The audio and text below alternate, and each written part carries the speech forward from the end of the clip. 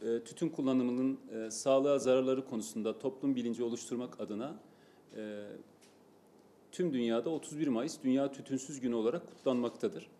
Dünya Sağlık Örgütü verilerine göre her yıl 8 milyondan fazla insan tütün kullanımı nedeniyle hayatını kaybetmekte. Ülkemizde de maalesef çok farklı bir durum söz konusu değil. Bizde de 100 binin üzerinde insanımız tütün ve tütün ürünlerinin kullanımına bağlı bir hastalık nedeniyle hayatını kaybetmekte. Sigara ve sigara kullanımı başta akciğer kanseri olmak üzere birçok kanser türünün ortaya çıkmasına sebep olmakta. Akciğer kanserinin bildiğiniz üzere %90'ının sebebi tütün ve tütün ürünlerinin kullanımıyla gerçekleşmekte. Tabii sadece bununla kalmıyor. Akciğer kanseri dışında birçok kanser türüne sebebiyet vermekte.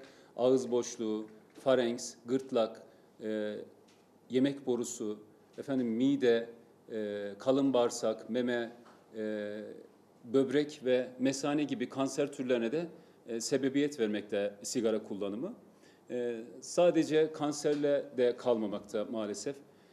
Kanser dışında koah, amfizem gibi akciğer hastalıklarına, kalp ve damar hastalıklarına, ağız ve diş sağlığı ile ilgili sorunlara ve bağışıklık sisteminin zayıflaması gibi birçok probleme de neden olmaktadır.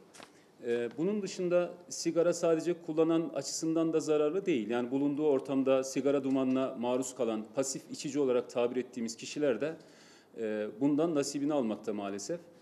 Pasif içicilik sebebiyle dünyada sigara içmese dahi 7500'ün üzerinde insan akciğer kanserine bağlı yine hastalıklar sebebiyle de hayatını kaybetmektedir. Geçen sene 2024 yılında Kayseri ilinde toplam 4016 başvuru oldu bahsetmiş olduğumuz sigara bırakma polikliniklerinde. Bunlardan 1558 tanesine ilaç ve preparat desteğiyle tedavi olanağı sunulmuş oldu. Yine 2025 yılında da şu ana kadar ilk 4 ay için bu veriyi aktarmış olayım. 1535 vatandaşımızın başvurusu oldu. Bunlardan 671 tanesine ilgili hekimimiz tarafından ilaç ve preparat desteği sağlanmış oldu.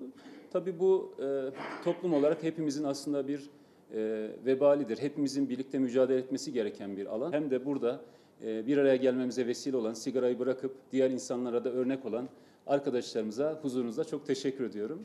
Merhabalar, ben uzman doktor Ayşegül Yılmaz Türker. Melik Gazi Sağlıklı Hayat Merkezi'nde sigara bırakma tedavisi polikliniğinde görev yapmaktayım. Şimdi şu şekilde bahsedeyim. Sigara bırakma polikliniğine başvuran hasta sayısı aslında her geçen gün artmakta. Şu an tam net bir sayı veremiyorum ama şöyle söyleyebilirim. Başvuran hastalarımızın hepsine biz danışmanlık hizmeti veriyoruz ve uygun durumdaki olan hastalara da ilaç desteğinde bulunuyoruz. Tabii ki de bu ilaç desteği Sağlık Bakanlığı tarafınca ücretsiz bir şekilde temin edilen ilaç olmaktadır. O yüzden buradan da hastalara şunu söylemek istiyorum. Bu bir hastalık ve bu hastalığın da tedavisi mümkün. Nasıl bir tansiyon hastalığı, şeker hastalığında doktora gidip tedavi oluyorlar. Burada da sigara kullanan kişileri ben sigara bırakma polikliniğine davet ediyorum. Burada doktor destekli uygulanacak tedaviyle beraber onların bırakma başarısının sağlanacağını düşünüyorum.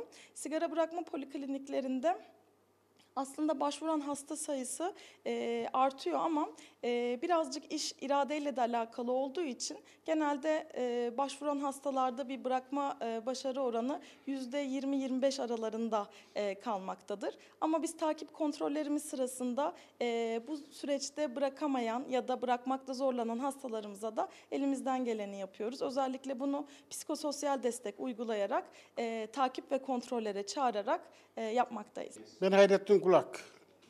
Kayseri Yeşilhisar doğumluyum. Kaç yaşındasın amca? 62 yaşındayım. 74'ten beri içiyorum. Peki bu bırakma sürecine nasıl karar verdin? Vallahi biraz zaten istiyordum.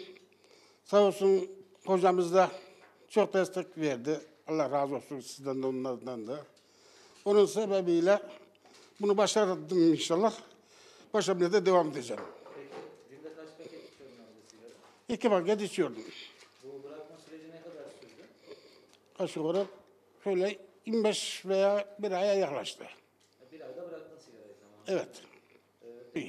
Çok iyi. Yani gözle görülür bir değişiklik oldu mu? Sabah Çok oldu, çok oldu. Akşam yattığımda öksürükten yatamazdım. O yana bu yana döndükçe hırıl hırıl hırıl boğazımın ağrısından şey edemezdim. Ama şimdi çok şükür çok iyiyim. Bütün vesile olanlara da teşekkür ederim. Tavsiye ederim, bırakmalarını tavsiye ederim. Zaten şu anda da birkaç kişiye de söyledim. Mümkün olduğu kadar bırakmalarını tavsiye ediyorum. Merhabalar, ben Tuğba İmamoğlu. Veteriner hekimim, Kayseriliyim, 38 yaşındayım. Siz kaç yıldır sigara içiyordunuz? Nasıl bırakmaya karar verdiniz? Ben 2006 yılından beri sigara içiyorum. 20 yıldır sigarayı bizzat içiyorum ve hiç bırakma denemem de olmadı. Günde 2 pakete yakın, 1,5 paket kesin ama 2 pakete yakın sigara kullanıyordum.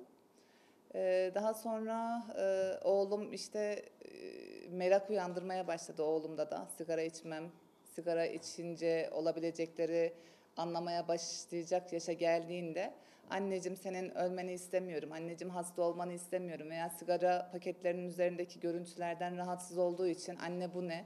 Yani sigaraya karşı bir soru sorma isteği olunca dedim ki ben bırakmalıyım. Ve iyi olacak hastanın ayağına doktor gelirmiş lafını bizzat yaşadım ben. Ben çok özgürleştiğimi düşünüyorum. Yani sigaram var mı yok mu stresinden kurtuldum. Kötü kokuyor muyum stresinden kurtuldum. İnsanları rahatsız ediyor muyum stresinden kurtuldum. Kendime güvenim geldi, özgüvenim arttı. Devamlı sigarayı bulabilmek için açık marketleri veya sigarayı alabilmek için öncelikli alışverişleri dile getirdik hep. Fakat şimdi en azından vücudumda fazla bir ağırlık taşımıyorum. Paket nerede kaygısı gütmüyorum. Bitecek sigara derdinde değilim. Bu benim için çok büyük bir konfor.